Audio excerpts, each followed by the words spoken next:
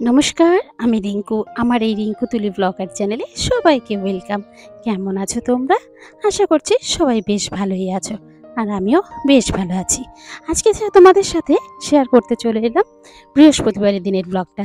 যেখানে সকালবেলা ঘুম থেকে উঠেছি ৬টার সময়। উঠে কিন্তু আগে ভাত বসিয়ে এসেছি। আর তারপরে সেই চাল ধোয়া জলটা প্রতিটা গাছে দিয়ে দিলাম। আর সকালে হলে তো কাজের আর শেষ নেই, প্রচুর কাজ থাকে। এই দেখো না, এবারে চলে আসলাম বাসনগুলো গোছাতে। বাসন গোছাতে গোছাতে ওদিকে কিন্তু রান্না আমার চলছেই। সয়াবিন আর চাউমিন একসাথে সেদ্ধ বসিয়ে দিয়েছি। আর আজকে চাউমিনটা করব সয়াবিন আর ডিম দিয়ে। চলো সেটা তোমাদের সাথে পুরোটাই শেয়ার করব, দেখতে থাকো। ওদিকে কিন্তু ডাল সেদ্ধও বসিয়ে দিয়েছি, ভাতও দিয়ে হয়ে যাচ্ছে। সংসারে কাজ করতে গেলে কিছু কিছু বুদ্ধি অ্যাপ্লাই করে কাজ করতে হয়। যেমন দেখো না, আমি একটু গ্যাসটাকে সেভ করতে চাই। তার জন্য ভাতটা আগের দিন রাতে ভিজিয়ে রেখেছিলাম, সেই চালটা। আর তারপরে আজকে ফুটে উঠতেই সেই চালটা দেওয়ার পরে যখন আবার একবার ফুটে উঠবে, তারপর গ্যাসটাকে বন্ধ করে নিচে নামিয়ে রাখলাম। তারপরে পরে আবার 10 মিনিট বাদে আরেকবার একটু ফোটাবো। এভাবে করে আমি ভাতটা করে থাকি। তাতে আমার অনেকটা গ্যাসই সেভ হয়। এই যে কড়াটা দেখছো, এই কড়াটা কিন্তু কয়েকদিন আগে কিনে এনেছি। পুরনো কিছু জিনিস ছিল, কড়াই, হাঁড়ি এইসব ছিল, সেগুলোকে কিছু এক্সচেঞ্জ করে আর মাত্র 200 টাকা দিয়েছি, দিয়ে এই কড়াটা এনেছি। আর এই দেখো, তোমাদের সাথে কথা বলতে বলতে অনেকগুলো কাজ করে ফেলেছি। ভাত উপর দিয়ে দিয়েছি, মসুর ডাল সেদ্ধ করে দিয়েছি, হাজব্যান্ডকেও চা দিয়ে দিয়েছি। আর তারপরে এসেছি চাউমিন নিয়ে। চাউমিনটা একটু সয়াবিন দিয়ে করছি, বেশ কিন্তু ভালো লাগে। একটু পেঁয়াজটা ভেজে আলুটা দিয়েছি। আলুটা যেই ভাজা ভাজা হয়েছে, ডিম দিয়ে দিয়েছি। তারপর প্রয়োজন মতন নুন মিষ্টি দিলাম, কাঁচা লঙ্কা দিলাম। আর তারপরে সয়াবিনগুলো দিয়ে নাড়াচাড়া করে বিভিন্ন সস দিলাম, যেমন soya sauce, tomato sauce, vinegar. দেওয়ার পরে সেই চাউমিনটা দিয়ে আরও কিছুক্ষণ নাড়াচাড়া করে ব্যাস রেডি হয়ে গেল আমার চাউমিন। আর তারপরে ছেলের জন্য ভাত বেড়ে নিয়েছি, ওকে একটু খাইয়ে দেব। না খাইয়ে দিলে না একদমই খাবে না, এইরকমটি করতে থাকে। যাই হোক, চলো ওকে খাইয়ে ওকে আগে স্কুলের জন্য একটু এগিয়ে দিয়ে আসি। আমি যখনই থাকি তখনই কিন্তু আমি নীলকে খাইয়ে দিই। না খাইয়ে দিলে না একদমই খাবে না। হয়তো এই দুগাল খেয়েই বলবে আর খাবো না, পেট ভরে গেছে। যাই হোক, খেয়ে দিয়ে এবারেও দুগ্গা দুগ্গা করে বেরিয়ে পড়লো। আর তারপরে এসে আমিও চা খেয়ে নিলাম। তারপরে আমার হাজবেন্ড ইতিমধ্যে বেরিয়ে গেছে। তবে আজকে আর তোমাদের সাথে রান্না বিশেষ কিছু শেয়ার করলাম না। আজকে করেছিলাম কাটাপোনা মাছ দিয়ে আলু, বেগুন, পটল দিয়ে একটা ঝোল, সাথে কিন্তু বড়িও দিয়েছিলাম। আর করেছিলাম একটু চচ্চড়ি। এই রান্না করেছি। আর আগের দিনে তো ডাল ছিলই, সেই কারণে আজকে আর ডাল করলাম না।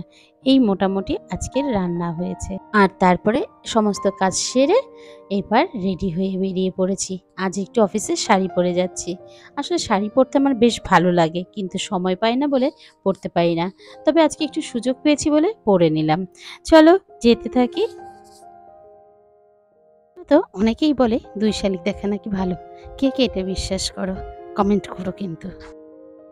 মর্নিং, আমি রিঙ্কু। আমার এই রিঙ্কু তুলি ব্লগার চ্যানেলে সবাইকে ওয়েলকাম। আজ হচ্ছে বৃহস্পতিবার এবং 20 তারিখ। আজকের দিনের ব্লগটা তোমাদের সাথে শেয়ার করতে চলে এলাম। কেমন লাগছে অবশ্যই জানাবে। ইতিমধ্যে আমি বাড়ির সমস্ত কাজকর্ম করে অফিসের দিকে চলে এসেছি, প্রায় কাছাকাছি আছি। আর এরকম সময়ই তোমাদের সাথে কথা বলি। জানি না তোমাদের কেমন লাগে, যদি ভালো লেগে থাকে একটা লাইক কমেন্ট করে দিয়ে যাও। আর ইদানিং ভিউজ সত্যি খুব কমে যাচ্ছে। এক এক সময় মনে হয় আর ভিডিও করব না, বন্ধই করে দিই। এদিকে বাড়িতেও অশান্তি হচ্ছে নানান রকমভাবে, ছেলের পড়াশোনা নিয়ে, এবং আমারও শারীরিকভাবে কিছু সমস্যা হচ্ছে, সেইভাবে বাড়িতে অশান্তি হচ্ছে। তারপরেও যদি ভিউজটা ঠিকঠাক না আসে, মনটা ভালো লাগে না। যাই হোক, তোমরা পাশে থেকো, তাহলে আমি মনের জোরটা পাবো। মনের জোর ভেঙে গেলে আর কিছুই পারবো না। যাই হোক, তোমাদের সাহায্যে আমার স্বপ্নটা পূরণ করতে চাই। পাশে থেকো, দেখতে থাকো পুরোটা। আর প্রতিদিনের মতন আবারও বলবো, এই পর্যন্ত ভিডিও দেখতে তোমাদের যদি ভালো লেগে থাকে, একটা প্লিজ লাইক কমেন্ট করে দিয়ে যেও। আর তুমি যদি আমার চ্যানেলের নতুন বন্ধু হয়ে থাকো, তুমি চাইলে আমার এই চ্যানেলটাকে সাবস্ক্রাইবও করতে পারো। আর বাড়ি ফিরলাম, জানো তো, বাড়ি ফিরে এসে দেখছি শাশুড়ি মা পুজো করতে বসেছে। তাই ভাবলাম সেই ভিডিওটা একটু তোমাদের সাথে শেয়ার করি। ওদিকে আজকে কিন্তু বৃষ্টি শুরু হয়ে গেছে। বেশ কিন্তু ভালো লাগছে। গাছের পাতাগুলোর রংগুলো যেন চকচক করছে। বেশ যেন ওরাও স্বস্তি পেল। ওরাও বলল, "হ্যাঁ, আমি স্নান করে এবার শান্তি হলো।" যতই যাই হোক, ওপর থেকে জল আর প্রকৃতির এই জল দুটোর মধ্যে কিন্তু বেশ পার্থক্য। তোমরা যেদিন ভিডিওটা দেখতে পাবে সেদিন হয়তো শনিবার, আর সেই দিনে কিন্তু অম্বুবাচীটা লাগছে, যেটা আমার শাশুড়ি মা করেন। তো কি করবে সেই সবগুলো সবটাই তোমাদের সাথে শেয়ার করব। যাই হোক, সে সময় আর ভিডিও করতে পারিনি। আর তারপরে দেখো জামা কাপড় সমস্ত কিছু মেলে, এগুলো ছেলে স্কুল থেকে এসে সব এখানে রেখেছে। আর তারপরেও ঘর দিয়েও জামা কাপড়, ওই দেখো ঘর দিয়ে সমস্ত জামা কাপড় মেলে রেখেছি।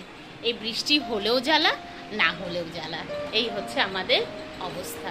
বিশেষ করে আমাদের মতন যারা ছোট্ট ফ্ল্যাটে থাকে তাদের এই অবস্থা।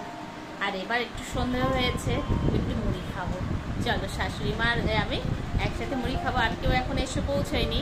এখন বাজে প্রায়, দাঁড়াও, এখন প্রায় বাজে 7:30।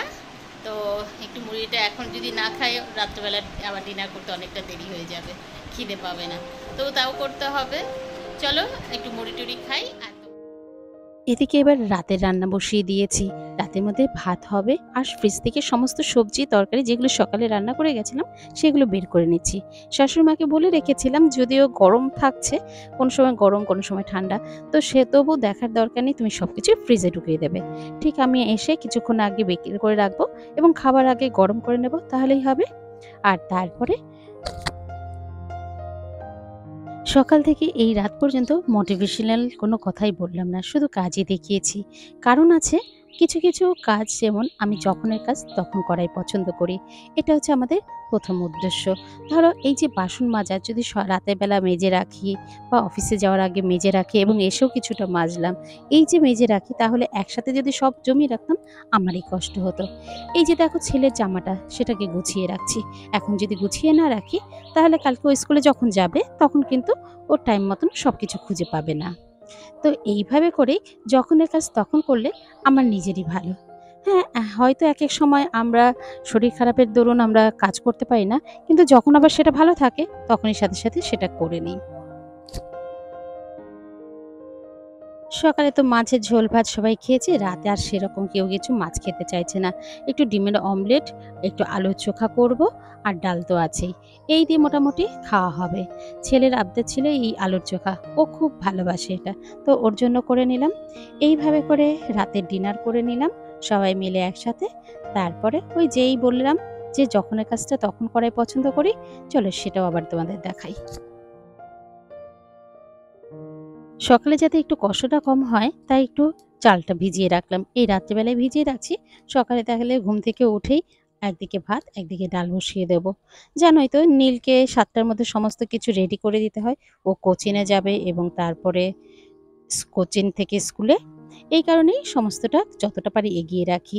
আর ওদিকে আমার হাজবেন্ড তো 7টার মধ্যে বেরোয়। যাই হোক, আর ব্লগটা বড় করছি না, এখানটাই শেষ করব। সবাই ভালো থেকো, সুস্থ থেকো। আবারও তোমাদের সাথে দেখা হবে নতুন আরেকটা ব্লগে, নতুন কোনো কন্টেন্ট নিয়ে। ততক্ষণ অবধি সবাই টাটা, ভালো থেকো। Good night, have a sweet dream.